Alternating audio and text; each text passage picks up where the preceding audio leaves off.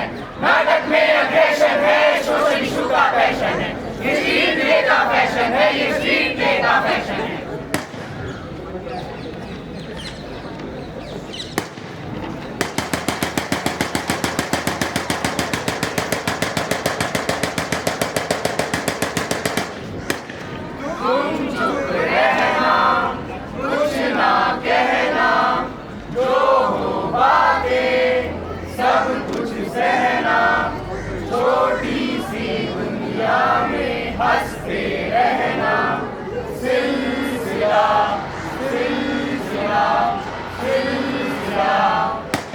यह आपके साथ भी हो चुका है, आपको बस पता नहीं चला।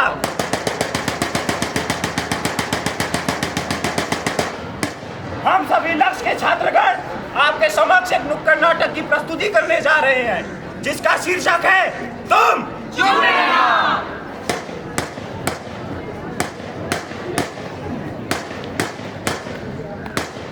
होशियार, दिल्ली सल्तनत की महारानी चंद्रिका देवी पधार रही है। महारानी की जय हो, महारानी की जय हो। दरबार की कार्यवाही शुरू की जाए। जी महारानी। महारानी, आपके राज्य में प्रजा बहुत ही प्रसन्न है और इसी कारण उन्होंने आपके लिए कुछ उपहार भिजवाए हैं। दास, उन्हें हमारे शाही खजाने में डलवा दो। जैसी आपकी आज्ञा। महारानी, सीमा से बहुत गंभीर सूचना आई है। दुश्मन सेना ने अपनी गतिविधियां बढ़ा दी हैं और युद्ध की स्थिति उत्पन्न हो गई है। आपका क्या सुझाव है? महारानी, मेरे हिसाब से हमें सीमा पे एक काबिल सेनापति के साथ एक सेना की बड़ी टुकड़ी स्थापित करनी चाहिए। जी महारानी। महारानी, महारानी, हमारी रक्षा कीजिए। शांत। कहिए क्या समस्या है? महारानी, ये लोग हमारे दुख दर्द समझते ही नहीं है। मासिक धर्म के समय भी हमसे काम कराते हैं। महारानी, ऐसी अपशब्द बातें हमारी सभा को शोभा नहीं देती। सभा का समय वेट करती हो। बस, हमारी महिलाओं का इतना अपमान। जी महारानी, अब से मासिक धर्म केवल मर्दों को ही आएंगे। महारानी, काली घाटी के योद्धा, काले घोड़े पे सवार सेनापति चंद्र सिंह पधार रहे हैं। महारानी की जय हो। महारानी, हम युद्ध क्षेत्र से आपके लिए महत्वपूर्ण सूचना लाए हैं। जिस सैनिक को आपने युद्ध के लिए भेजा था, उसके तो मासिक धर्म आ गए। तो इसमें क्या बड़ी बात है? नहीं महारानी, यह तो बहुत गंभीर समस्या है। ऐसी स्थिति में हमारी सेना युद्ध लड़ने कैसे जा पाएगी? महारानी, आप क्या कहना चाहती हैं? हमारी सेना मासिक धर्म में युद्ध करेगी? विषय तो विचार योग्य है। महारानी, मेरा एक सुझाव है, क्यों ना युद्ध क्षेत्र में सेनापति चंद्र सिंह को ही भेज दिया जाए।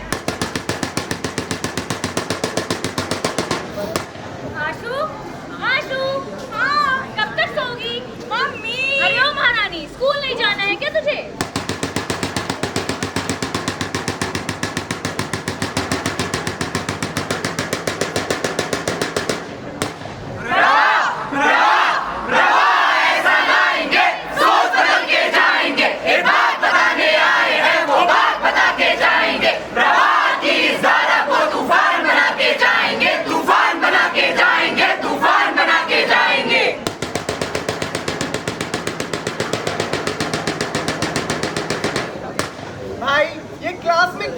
मेरे तो कुछ समझ में ही नहीं आ रहा है। हाँ भाई, मेरे भी कुछ समझ में नहीं आ रहा है। जब कुछ पढ़ोगे नहीं तो समझ में कहाँ से आएगा?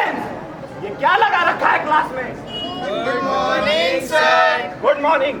तो पिछली क्लास में हमने पढ़ा था मेल रिप्रोडक्टिव सिस्टम, और आज हम क्या पढ़ेंगे?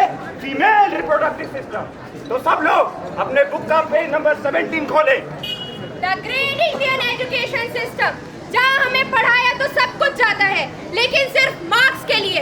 ऐसे में विमेन हेल्थ जैसे लेस इम्पोर्टेंट टॉपिक तो स्किप ही कर दिए जाते हैं। अब आप ही बताइए, आप में से कितने लड़कों को ये पता है कि लड़कियों को पीरियड्स के दौरान किन किन समस्याओं का सामना करना पड़ता है? जब तक हम लड़कों को ये बातें बताते नहीं, तब तक वो ये बातें समझेंगे कैसे?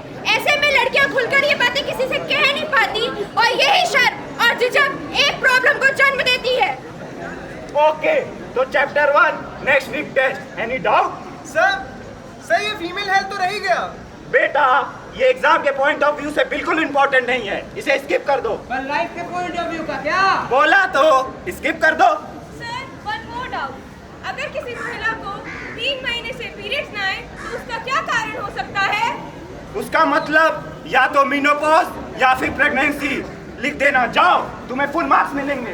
अरे मैथ्स के साथ तो आ ही नहीं है।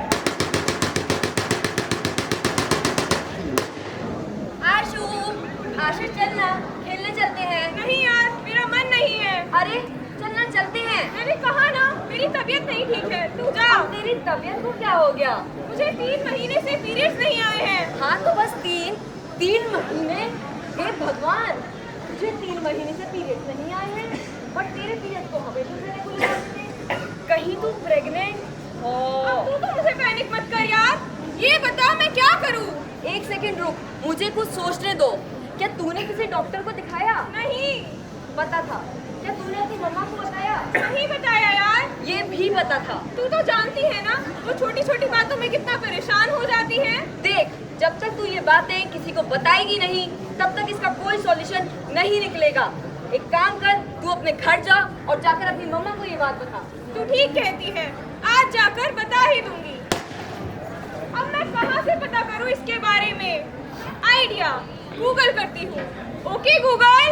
गूगल भैया आए, गूगल भैया, गूगल भैया आए, गूगल भैया। अरे मैडम, मुझे सब पता है, आप क्या सर्च करोगे?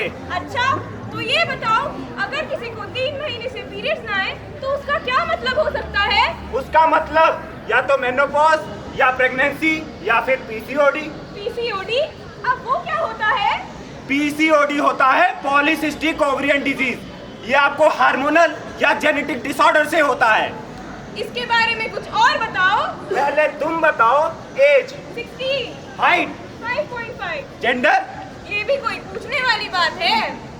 चलो, इसके कुछ सिम्टम्स बताओ। इसके सिम्टम्स जैसे फेशियल हेयर, इरेगुलर पीरियड्स और तो और एक्सट्रीम केसेस में कैंसर भी हो सकता है। कैंसर? आशु, आशु तू रो क्यों रही है? मुझे 3 महीने से पीरियड्स नहीं आए हैं। क्या? ये बात तूने मुझे पहले क्यों नहीं बताई? चल डॉक्टर के पास चलते हैं।